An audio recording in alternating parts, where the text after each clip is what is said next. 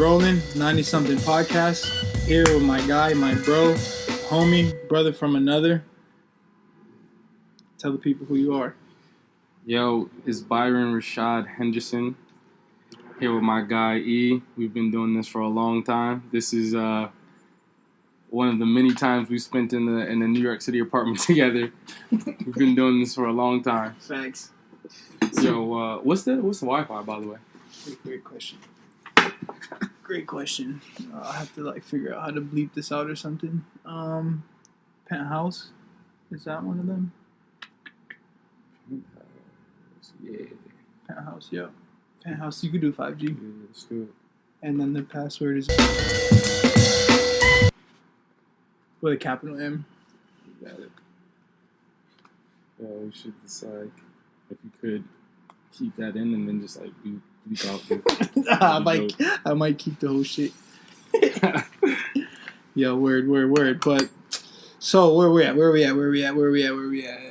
It's almost fucking Wednesday, April 10th. Right now it's Tuesday. We just got done wrapped up a little photo shoot. I don't even know if you could call it a photo shoot. We just got done with a little session, a little creative session, if you will. Back at the crib, and now we're in podcast mode. So, BY to God, you are a podcaster who doesn't podcast. Yo, that's an interesting thing to say because Is that fair? I think it's exactly fair, and it's right to say. I mean, I'm in the process of trying to start my own podcast, in the process of, applying to a podcast creators program, and I don't even really listen to podcasts. I'm just now getting into them as I'm applying to be a podcaster. For sure. For the other people out there in the world who are definitely not podcasters, what do you feel like is drawing you to the podcast life? If you had to boil it down to one specific thing that's kind of hooked you in or whatever. I think what's hooked me in is that it's like we talked about earlier. It's like you can learn and gain knowledge, wisdom, whatever synonym you want to use, at the drop of a dime. Super easy and accessibly. And it's just like you have a menu of things, and you just sit there and listen. It's like going to school, go to a lecture about, whatever it is you choose. So you choose the lecture, you choose the professor, you know what I mean? You choose the topic. Yeah, that's true. All of that, it's amazing. I like it a lot. I think that it'll be, like we said before as well, it'll be one of the next big things once people get into it. I don't know if I really, until you just said that, kind of, thought about big part of the value in podcasts being, the selection. You could just literally, you're basically curating an education for yourself or an entertainment package for yourself. Yeah. That's super, I guess that's what all college kids ideally are hoping that they get to do. For sure. Word. If you were... Alright, let's go back. Hypotheticals. Let's dive into a little hypothetical real fast. We're going back. It's fucking... What year is it? 2000... Maybe 2010 and a half. Halfway through 2010, you're like a sophomore and a half. Almost a junior. You're going to school. You're trying to figure out what the fuck is good in the world. People are asking you, what are you going to do with the rest of your life? Because obviously you're 18 years old and you should know everything that you're going to do for the rest of your life. What kind of podcast would you want someone to offer you at that point? At that point in my life, it would probably be, honestly, to not to belabor or stress that lecture / professor / school analogy or whatever, but I would probably, at that time, it would probably be somebody to give me access to a podcast that would teach me concepts of shit that I'm already learning in school in a very easy way. You know what I mean? If I'm taking, what is it, 2010, so yeah, sophomore, what was I taking? I don't know, econ classes or some shit. So like, if I'm taking like microeconomics, Mm-hmm. I would want somebody to be like, hey, yo, to take this podcast from this dude who breaks down like microeconomics like very simply, and yeah, I've been using it and I've been able to ace the test, or like I'm like all the information that I'm learning in microeconomics is becoming easier. So like something like that. So at that time it would have just been something to enhance, or like, you know what I mean, something that'll just make my learning experience better. Supplement that classroom. Exactly. Yeah. Exactly. Something to give me like an edge, or like something to make the shit that I'm learning more relatable to me. All right. So like tie it together. Exactly. So if someone presented a podcast, be like, oh, this is a podcast from a dude who took this class. He made a podcast about it, broke down all the little tips and tricks about this class with this professor, little nuances of it. Yeah, so that like, you know, just like a freaking like a spark notes of some shit. Yo, that's crazy. You just said that. As you were initially started explaining that, I was thinking like this kind of sounds like audio spark notes. Yo, seriously, yeah, exactly. Like yo, I mean, spark notes, and like that's what I took. What, I don't know, junior or senior year, I took for like one of my requirements to graduate. I had to take like an English course or some form of English course, and I took Shakespeare. I took that class too. And yo, I got through the class without buying any of the books or doing anything. I just did spark notes everything. I spark notes everything. I got an A in that class. All right, let me give you a bonus Jeopardy question. What's your favorite Shakespeare story? Yo, Othello. All right, I'm making sure that was going to be your answer. Yo, Othello, man, that story is just, it's captivating. It has a lot of that story. So they did a remake on it. Shout out to Mekhi Phifer. Absolutely. And what's her name? Shout out to Julia Stiles. Coming straight off the top. For sure. Yep. I forget the name of the Ashton Kutcher looking dude who's like. Yep. Definitely. Damn, what's his name? Definitely. I'm about to look that up right now. But shout out to Ashton Kutcher. Shout out to the doppelganger. Fuck with both of y'all. Yo. That freaking so that story, the adaptation. For sure. Great answer. Yo, I mean, it's unreal to think that, like, even back then, like, all right, for example, I'm about to go on a tangent, but I asked for this tangent. Yo, Josh Hartnett. How could I forget that? Shout out to Josh Hartnett. You were in that movie as well, and you killed it. Josh Hartnett.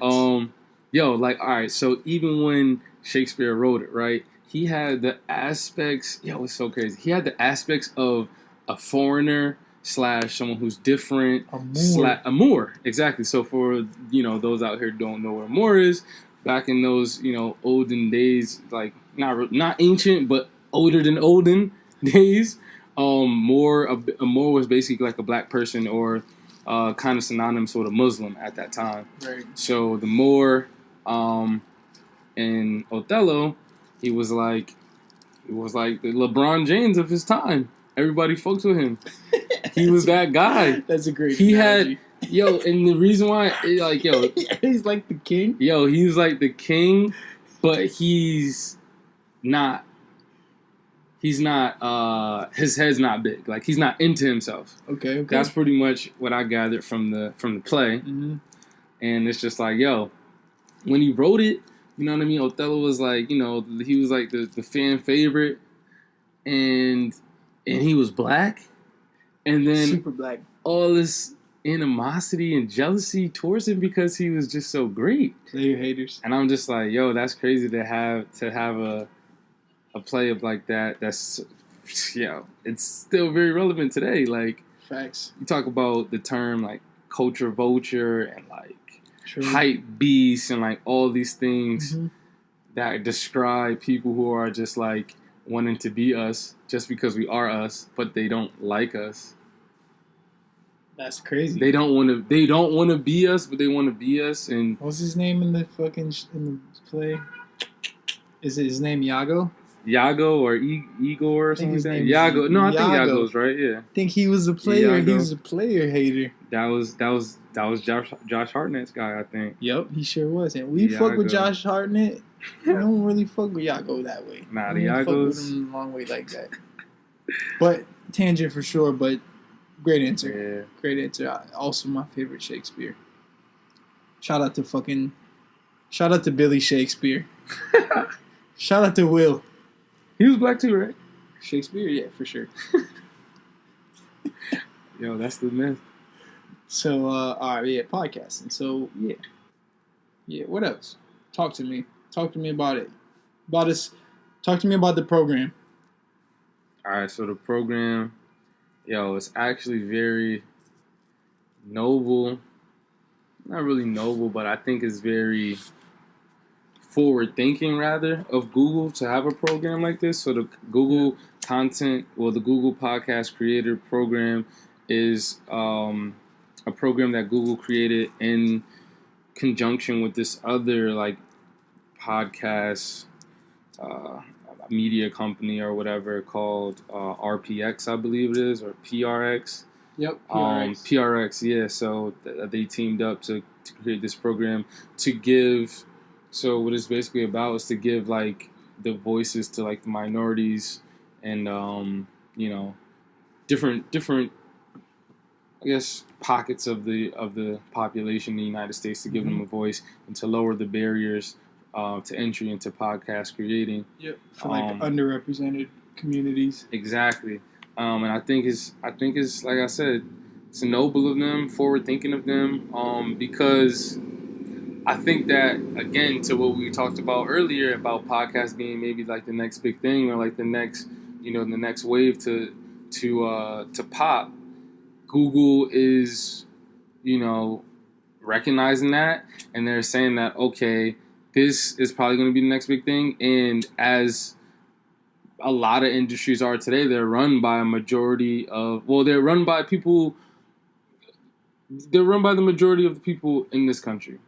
I know I'm wording that terribly, but what I mean is, they're run by, white men and women, and more specifically, white men. Of course. Right? So I think they're forward looking and saying okay, if this thing does catch on, if and when it does catch on, this industry will look like a lot of the other industries in this country, but we have the opportunity to kind of, promote other voices and other stories in the beginning.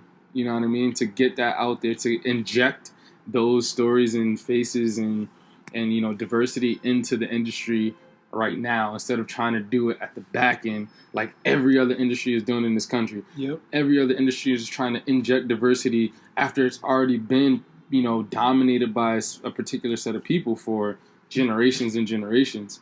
So I think, again, like I said, I think it's forward looking of Google to say okay, this might be another industry that might pop, another industry that's going to be very valuable going forward, and we're trying to inject that. We're trying to inject that diversity now, and have it grow, and have it be an equal playing field on the back end versus trying to equal the playing field when the playing field is already, you know what I mean? It's yeah, exactly. It's too far gone. Yep.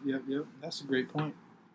No, it's an industry. I mean, the industry exists, but it's definitely, I feel like it's going through a little evolution in terms of all these new types of podcasts popping up. So I agree. It's super cool to see Google kind of getting in on the ground floor of that. Some food for thought for sure. Definitely.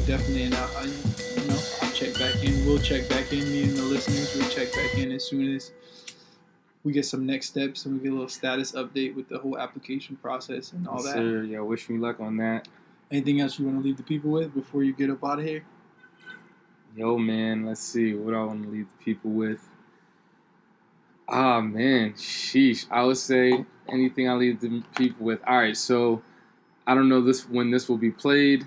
It'll go into the archives of some sort, or it'll live on the webs or what have you. But it's April.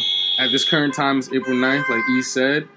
On March 31st, Nipsey Hussle, a phenomenal artist out of Crenshaw, Los Angeles, a part of the District of Los Angeles in California, was murdered March 31st, 2019. I think that I say that I guess I bring that up just to say, like, going forward, I didn't really listen to Nipsey Hussle's music, but I knew what he stood for. I knew his vision. I've heard countless interviews and things he said and the stuff he talked about. And, this one phrase that I think I'm going to continue, well, I don't think, I know I'm going to continue to use from now on is the marathon continues. And so for those that are listening, just know that the marathon continues.